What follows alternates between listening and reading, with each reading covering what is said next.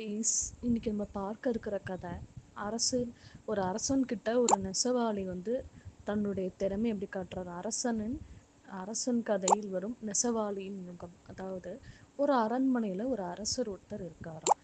அந்த அரசர் அவருடைய சிம்மாசனத்துல உட்கார்ந்துட்டு இருக்காரு.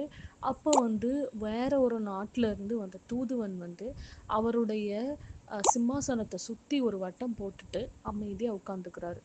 அவர் யார் என்ன கேள்வி கேட்டாலும் அதுக்கு ஒரு பதிலே சொல்ல மாட்டேன்றாரு. அவரோட அமைச்சர்கள் கேட்குறாங்க, மன்னர் கேட்குறாரு, ஏன் இப்படி கோடு போட்டு இது மாதிரி வட்டம் போட்டு வச்சிருக்கீங்க, என்ன விஷயம் அப்படின்னு கேட்டால் அந்த தூதுவன் எதுவுமே சொல்ல மாட்டேன்றாரு. அதனால அரசனுக்கு ரொம்ப கோவம் வந்துடுது. கோவம் வந்துட்டு அவரோட அமைச்சரெல்லாம் கூப்பிட்டு, நீங்கள் போயிட்டு இந்த மாதிரி இந்த தூதுவன் பண்ணுற செயலை போயிட்டு நீங்கள் பாருங்கள், ஊரில் யார் கெட்டிக்காரனா இருக்காருன்னு பார்த்து கண்டுபிடிச்சி கூட்டிகிட்டு வாங்க, அவங்கள வச்சு தான் இந்த பிரச்சனையை நம்ம சரி பண்ண முடியும்னு சொன்னதும் அரசன் பேச்சை கேட்டு அமைச்சர்களும் அரண்மனையிலேருந்து கிளம்பி போகிறாங்க. தெருவா போகும்போது ஒரு தெருவில் ஒரு இடத்துல ஒரு நெசவாளியோட வீட்டை பார்க்குறாங்க.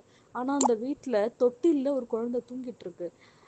யாருமே வீட்டுக்குள்ளே இல்லை. அவங்களும் போய் வீட்டுக்குள்ளே பார்க்குறாங்க, யாருமே இல்லை. மாடியில் போய் பார்த்தாலும் மாடியிலும் யாருமே இல்லை. அதுக்கப்புறம் என்ன பண்ணுறது அப்படின்னு சொல்லிட்டு அவங்க யாருக்குமே ஒன்றுமே புரியல. அந்த குழந்தை தொட்டிலில் நல்லா தூங்கிட்டு இருக்கு.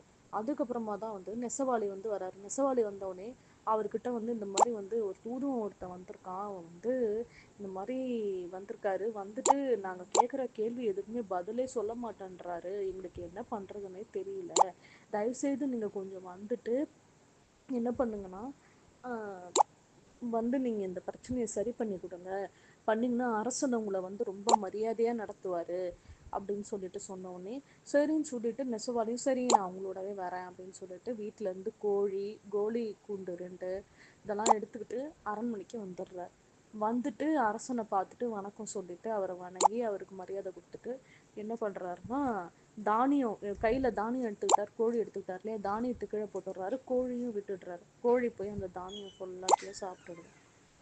அதை சாப்பிட்ட உடனே எல்லாரும் பார்த்துட்டு ரொம்ப ஆச்சரியப்படுறாங்க. ஏன்னா இந்த மாதிரி தானியத்தை ஃபுல்லாக சாப்பிட்டுடுச்சு. அது பார்த்துட்டு ரொம்ப சந்தோஷப்படுறாங்க. ரொம்ப ரொம்ப ஆச்சரியமாக இருக்குது. உடனே அந்த தூதுவன் இதெல்லாம் பார்த்துட்டு கிளம்பி போயிடுறாரு அரண்மனையிலேருந்து யார்கிட்டையும் எதுவுமே சொல்லாமல்.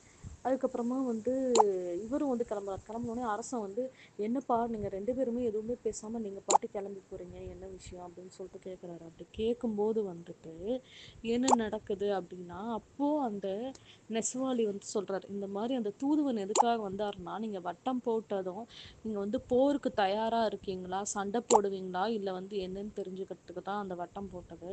ஆனால் நீங்கள் எதுவுமே சொல்லலை, அதுதான் அந்த வட்டம் போட்டதுக்கான அர்த்தம் அப்படின்னு சொல்லிட்டு சொல்கிறார். சொன்னதும் இதை கேட்ட அரசனுக்கு ரொம்ப ரொம்ப ரொம்ப மகிழ்ச்சி ஆயிட்டு அவர் எதுவுமே இது பண்ணல, ரொம்ப சந்தோஷப்படுறார்.